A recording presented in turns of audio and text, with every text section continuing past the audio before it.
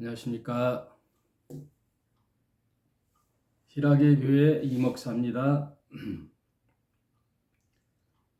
어제 사도행전을 마무리하면서 로마서 1장을 들어가니 로마서 내용은 하지 못했어요. 여러 과정을 얘기했죠. 그 중에서 가장 중요했던 말씀이 성경을 시대적 변천 과정으로 이해해야 된다.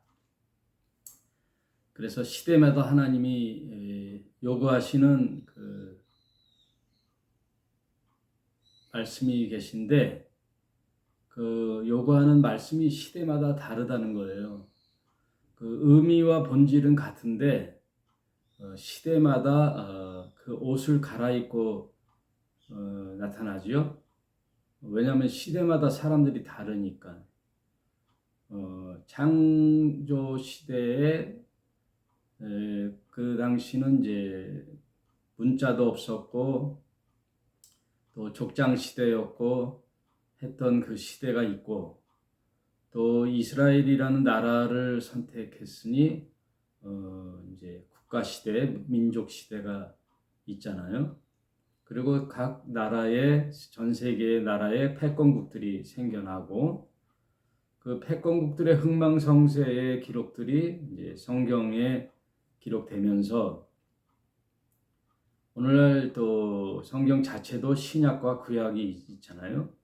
옛 언약의 말씀, 또 새로운 언약의 말씀, 그리고 장차 훗날에는 어떻게 될 것이다. 이미 예수 그리스도께서도 이제 시대적인 과정 속에 오시기 때문에 AD 30년에 이제 십자가에 죽으시고 이제 장차 다시 이 땅에 오실 것이다 하고 새 언약, 재림에 대한 언약을 하고 가셨잖아요. 그게 이제 요한복음 14장에 보면 너희는 근심하지 말라. 하나님을 믿으니 또 나를 믿으라.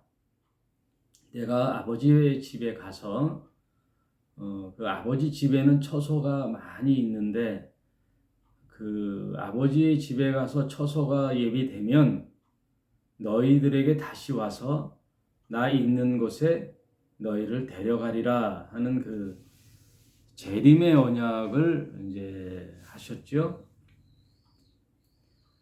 그렇기 때문에 성경도 이제 초림과 재림이 있단 말이에요. 그러면 시대적 과정이거든요. 그러므로 성경을 이해할 때는 이제 시대적 변천 과정 속에 하나님이 인류에 대하여 어떻게 말씀하시고 또 인간들과 어떻게 소통을 하시고 구원해 내셨는가, 이제 그 과정이 성경이란 말이에요. 그래서 무턱대고 다 성경이다 얘기하면 안 되는 거예요. 무턱대고 다 성경이 이런 얘기가 있어 하고 그 시대에 따른 하나님의 요구를 오늘날에 또 적용해서 해서는 안 된다는 거예요. 그 본질에 대하여는 하나님의 말씀은 영원히 변함이 없죠. 변함이 없어요. 본질은. 사랑이라는 본질 속에 시대적 옷을 갈아입고 우리들에게 계시해 주셨다. 이제 그 얘기예요. 그런 과정을 이제 지난 시간에 얘기했어요. 그래서 구약의 율법이 유대인에게 한정되어 있었다면 이제는 신약에 와서 온 이방 민족에게 하나님의 구원과 사랑이 퍼져나가는 그 일에 사도 바울이 엄청난 이제 노고를 통하여 물론 하나님께서 성령께서 함께 하시는 사역이었지만 이 바울을 통하여 13권의 서신서와 또 이방인을 위한 3차 전도 여행을 통하여 복음이 전 세계로 퍼지는 이제 기초가 되었다. 이제 그 과정이 사도행전이었죠. 로마서는 13권의 서신서 중에 한 권인데 아마도 로마서가 기독교의 교리를 기초하는 이제 근간이 되죠. 여러분 어떤 사람을 사랑하더라도 이제 알아야 되잖아요. 알미라는 게 있어야 되잖아요. 그 사람은 어떤 사람인가 알아야 되기 위해서는 이제 지식이 필요하고 정보가 필요하죠. 그런 의미에서 로마서는 율법과 복음, 유대인에게서 이제 이방인에게로 가는 하나님의 구속사적 섭리가 어떻게 변천되었는가를 교리적으로 잘 이제 율법과 복음을 비교 분석하면서 이야기해 놨어요. 오늘은 이제 그런 내용보다도 본문을 읽어가면서 한번 살펴보도록 하겠습니다. 로마서 1장 예수 그리스도의 종 바울은 사도로 부르심을 받아 하나님의 복음을 위하여 택정함을 입었으니 이 말은 이제 다메섹 도상에서 만나보지 못했던 예수를 사도 바울이 부활 승천하신 영이신 예수를 만나보는 거죠. 사울아 사울아 너는 어찌하여 나를 핍박하느냐. 그랬더니 사울이 그 당시인 사울이죠. 누이십니까? 당신은 누이십니까? 나는 네가 핍박하는 예수라. 이렇게 해서 예수님을 만나게 돼요. 그 만남의 과정 속에 이방인을 위한 이제 사도로 너를 택한다라는 콜링, 부르심을 받지요. 소명을 받지요. 그 말씀이 1절에 나오고 2절 이 복음은 하나님이 선지자로 말미암아 그의 아들에 관하여 성경이 미리 약속하신 것이라. 이 아들로 말하면 육신으로는 다윗의 혈통에 나셨고 육신으로는 그 구약에서 예언한 어떤 지파의 자손에서 어떤 계열에서 하나님이 보내신 아들 그리스도가 탄생한다라는 예언이 되어 있어요. 그 예언의 성취로 보면은 다윗의 뿌리에서 나와야 된다고 이제 예언되어 있는 거예요. 그 얘기를 하는 거죠. 사실 하나님의 아들이 누구 육신의 어떠한 혈통을 통하여 태어난다는 자체는 그렇게 중요하지가 않아요. 네. 그러나 구약의 예언이 응하게 하시려고 이제 하심이라라는 복음서에도 그런 내용이 많잖아요. 이거는 어느 날 갑자기 하늘에서 뚝 떨어져서 내가 그리스도다 이런 뜻이 아니라는 거예요. 하나님께서 수백 년 수천 년 전에 선지자들을 통하여 예언하였던 그 아들 인류를 위한 구속사적 섭리에 그리스도를 이 땅에 보내주신다는 오랜 기간의 그 예언들이 이렇게 성취되어 왔다 그 얘기예요. 그래서 요한복음 4장에서도 예수님이 뭐라 그래요? 구원은 유대인에게서 남이니라 그러잖아요. 구속자, 구원자는 유대인에서 태어난다 이거예요. 그럼 유대인이 아니라 뭐 로마인에게서 태어난다. 뭐 어떻게 정해야 되잖아요. 예? 인간으로 왔을 땐 어떤 민족의 후손으로 왔다라는 이야기가 있어야지 뭐 꼭 유대인이라 띄워주려고 하거나 위대한 민족이다라고 하는 게 아니에요. 하나님은 어떤 민족이든 다 사랑하셔요.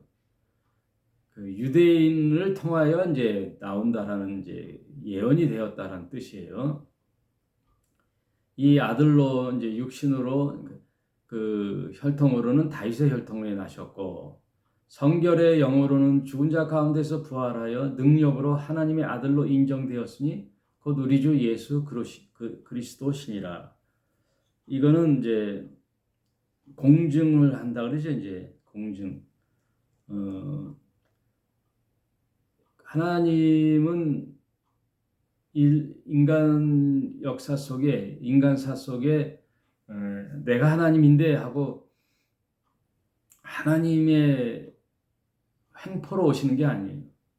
다 인간들의 눈높이에서 오시는 거예요.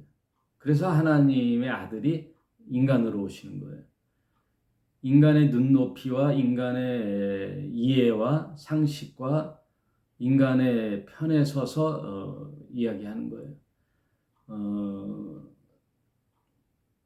어떤 남자가 정말 잘 나가는 집안의 아들이라 하더라도 한 여인을 진심으로 사랑한다면 그 여인의 눈높이에서 사랑하는 거지요. 어떤 그 남자의 부와 명예와 권력에 의하여 사랑하는 게 아니라 진심으로 사랑하는가를 보는 거죠. 그래서 드라마나 소설에 보면 영화나 보면은 대학원 출신의 교사가 시골 그 섬마을의 한 초등학교에 교사로 갔는데 초등학교도 잘 다니지 못했던 한 여인의 그 순수함에 반하여 서로 사랑을 하게 되잖아요. 그럴 때는 어떤 조건도 맞지 않는다고요. 오직 사랑이죠. 하나님 역시 우리의 눈높이에 사람의 모습으로 육신으로 오셨어요. 그게 엄청난 하나님의 은혜와 사랑이에요. 그래서 예수님이 이제 공생애를 시작할 때도 세례 요한에게 세례를 받는 거예요. 하나님의 아들이 누구 인간에게 무슨 인증을 받느라고 세례를 받느냐? 그게 아니란 말이에요. 인간의 질서 속에 온단 말이에요. 그래서 세례 요한에게 세례를 받고 일어나니 하늘에서 음성이 들렸잖아요.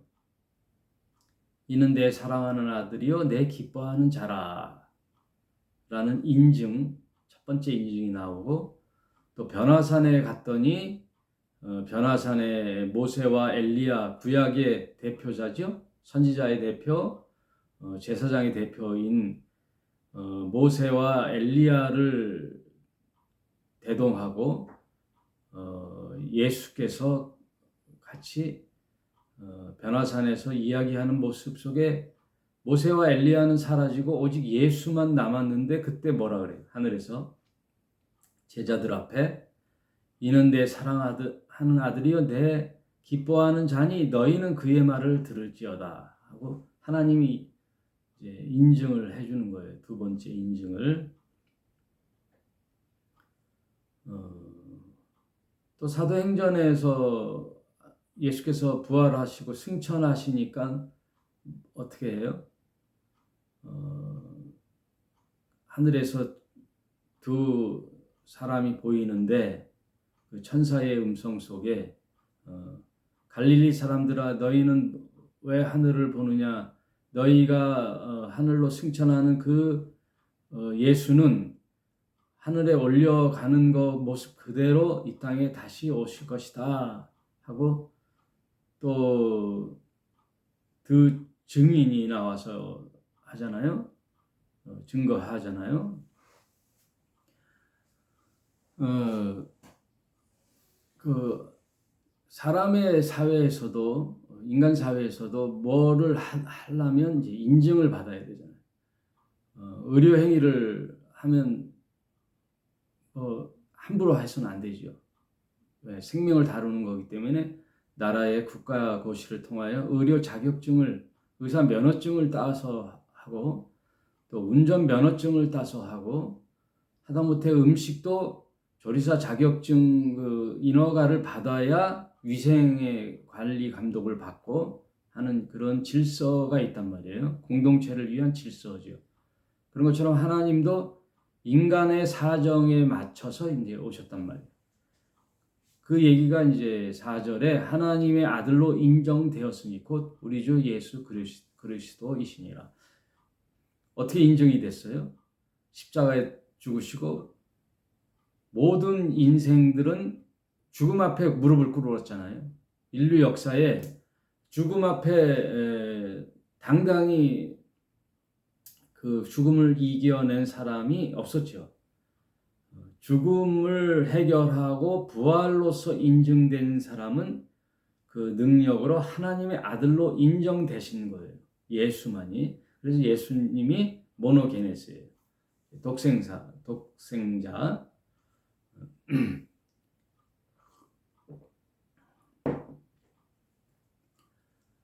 그로 말미암아 우리가 은혜와 사랑 사도의 직분을 받아 그 이름을 위하여 모든 이방인 중에 믿어 순종케 하나니 너희도 그 중에 있어 예수 그리스도의 것으로 부르심을 입은 자니라. 그러니까 복음을 전하는 자들은 자신이 무슨 능력이 있고 자신의 지혜가 있고 자신이 뭐가 돼서가 아니라 예수 그리스도에게 부르심을 받은 종으로서의 복음의 그 권위가 있다는 거예요. 능력이 있다는 거예요. 내가 전하는 말이 내 사상이나 내 신념이 아니고 예수님께서 나에게 인증해 주신 복음의 능력이라는 거죠. 그래서 우리가 전할 것은 오직 예수 그리스도 십자가의 죽음과 부활이에요. 예수님의 죽으심과 사망 권세를 깨고 이기신 부활. 그래서 장차 우리에게도 부활의 영으로 오실 예수. 우리도 부활하는 첫 열매가 되셨잖아요. 예수님이 우리의 표상이 되어서 죽음을 이기는 첫 열매가 되셨으므로 우리도 언젠가는 이 사망 권세를 이기고 부활할 거라는 소망을 주셨잖아요. 그 소망을 주신 분은 인류 역사에 단 한 분이시라는 거예요. 그게 복음이에요. 인류 역사에 하나님이 보내신 구원자는 예수 그리스도 한 분이시다. 왜? 죽음을 이기고 부활의 능력으로 하나님의 아들로 인증받았으니 그분이 그리스도다. 이 그리스도란 말은 하나님과 우리 사이를 잇는 구원자로서의 그리스도예요. 기름 부음 받는 자. 그래서 우리에게 역시 기름 부음을 주시는 분이죠. 그 그리스도는 어떤 분이에요? 성령으로 우리에게 기름 부음을 주셔서 우리와 하나가 되게 하시는 거예요. 그래서 우리도 부활할 열매인데 첫 열매로 예수께서 그렇게 하셨다라는 거예요. 그게 복음이에요. 다른 게 복음이 아니라. 이 세상에서 잘 먹고 잘 사는 게 복음이 아니라. 네? 예수 그리스도의 죽으심을 통하고 또 부활을 통하여 우리도 제사함을 얻고 예수 그리스도의 십자가의 죽으심은 모든 인류의 제사함에 대한 대속 제물이었잖아요. 네. 그것은 인류 전체에 대한 죽음이지만 믿는 자에게 효력이 있는 거예요. 믿는 자에게. 지난 시간에 얘기했죠. 그건 하나님의 규정이에요. 예수께서 죽으신 것은 온 인류를 위한 죽음이지만 그 효력 발생은 믿는 자에게 효력이 발생된다 이거예요. 전력회사의 하늘의 전력회사, 전력이라는 것은 에너지잖아요. 그 전력회사에 하나님께서 전류를 보내주셨는데 우리 인간이 그 전류를 바로 받으면 다 나가 떨어져 죽어요. 왜? 그 어마어마한 하나님의 전류가 우리에게는 전압이 되고 볼트 감당하지 못하는 볼트라 전압이라 뻥 터진다고요. 그래서 거기에 뭐가 있느냐? 아답타가 있는 거예요. 아답타. 전력회사에서 변압기라는 중재를 하는 중개인. 그게 그리스도예요. 중개인. 사닥다리. 중개. 메디아터. 여러분 중학생을 미들스쿨이라 그러잖아요. 중간이라는 거예요. 중간. 초등학교와 고등학교 올라가는 중간. 미들스쿨. 메디라는 말은 중간이라는 거예요. 메디아터. 메디아터가 아답타예요. 아답타라는 거는 전력 회사에 오는 그 원 전력과 우리 가정에서 쓸 수 있는 전등의 소켓 그 아답타에다가 끼면 적정한 220볼트의 전류가 흘러 우리가 밥도 해먹고 전기도 빛을 밝힐 수 있는 그 역할이 예수님이에요. 예수님, 아답타. 그래서 하나님께로 가는 길은 예수라는 아답타를 걸쳐야 돼요. 예수의 안내를 받아야 돼요.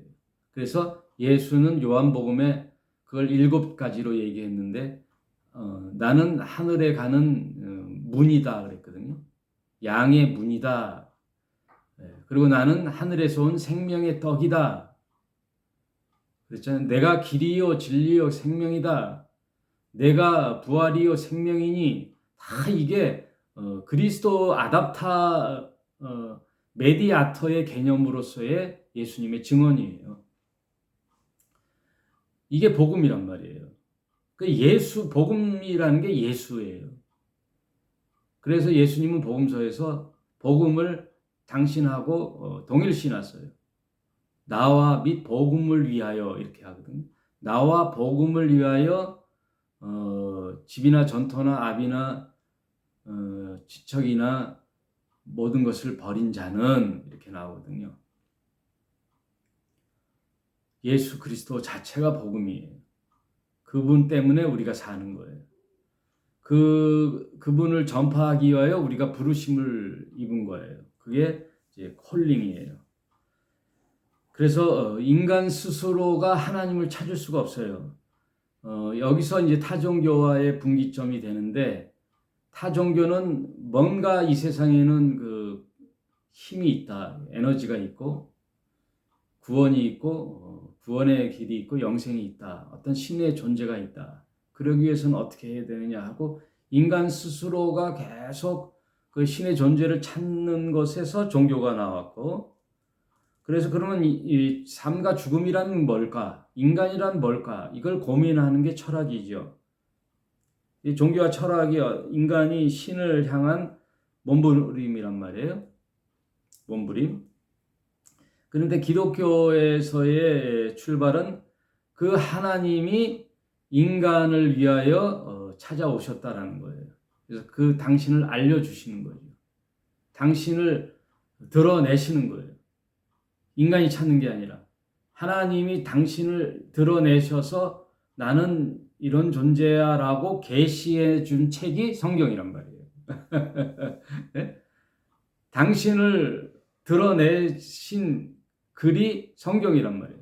그래서 성경은 단숨에 쓴 책이 아니란 말이에요.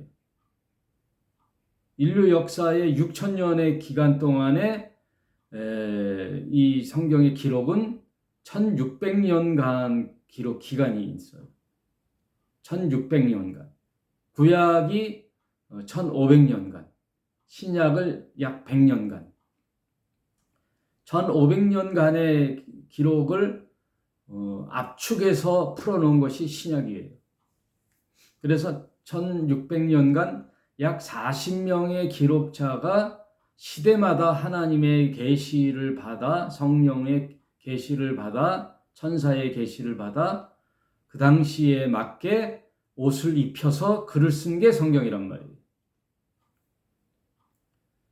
그러니 우리는 성경을 통하여 하나님을 보는 거예요.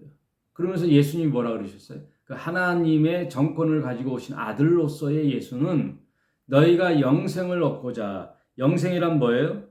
어떤 신적 존재가 되는 거죠. 영원히 산다는 것은 죽음을 맛보지 않고 영원히 산다는 것은 신적 존재예요. 그 신적 존재가 되기 위하여 어떤 길이 있을까라고 무엇을 보냐면 성경을 들여다본다는 거예요. 오랜 기간 기록된 이 성경을 막 살펴보아서 너희가 영생에 관하여 성경을 상고하거니와 성경은 나에 대한 기록이로다 하고 예수께서 말씀하셨거든요. 그래서 신약 창세기부터 요한계시록 전체는 예수에 대한 얘기예요. 그래서 구약은 오실 메시아, 오실 예수, 그 신약은 오신 예수 플러스 다시 오실 예수 이렇게 얘기하신 거예요. 간단하잖아요. 구약은 장차 오실 그리스도 예수, 신약은 마치 예언되어 있던 구약의 예수 그리스도가 성취된 예수, 그리고 또 다시 인류의 종말에 완전히 이제 마감을 하고 이 인간 역사를 종말을 맞게 될 마지막 날에 예수께서 다시 재림하셔서 오신다 그래요. 그래서 초림 예수는 구원과 하나님의 말씀을 전해주는 선지자. 그러니까 구원으로서는 제사장 역할로 오셨어요. 구약의 대제사장이 이스라엘 백성을 전체의 죄를 묻고 대제사장이 하나님을 아련하시잖아요. 그런 것처럼 대제사장으로서의 역할을 하셨고 그게 대속 제물이 되셨어요. 십자가의 죽으심. 선지자로서는 하나님은 이런 분이야 라고 하나님을 알려주셨던 일로서의 선지자 역할로 초림해 하셨어요.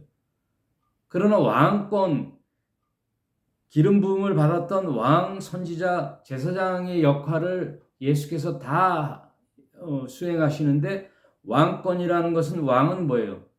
재판을 하는 거거든요. 재판. 옳고 그름을 따지고 심판하는 건데 이 왕권에 관하여서는 정말 재림 예수의 하실 역할이라고요. 초림 예수의 역할은 선지자와 제사장 역할로 해서 제사함을 하시고 구원을 일으키시며 하나님 나라를 가리키는 선지자 역할을 하셨고 재림 예수의 역할은 그 말씀으로 구원자와 믿지 않는 자들을 구분할 재판관으로 왕권으로 오신다는 거예요. 그렇게 나눠지는 거예요. 그래서 하나님의 부르심에 대한 인간의 반응이 이제 나타나는 거예요. 인간의 반응을 하나님이 함부로 할 수가 없어요. 하나님도 이렇게 저렇게 할 수가 없어요.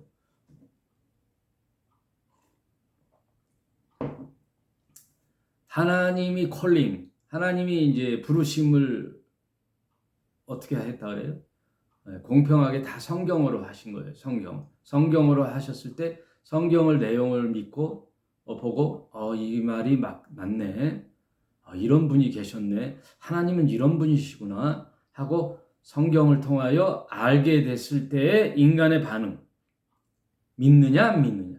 그럼 반드시 두 분류가 나오죠. 믿는 자와 믿지 않는 자.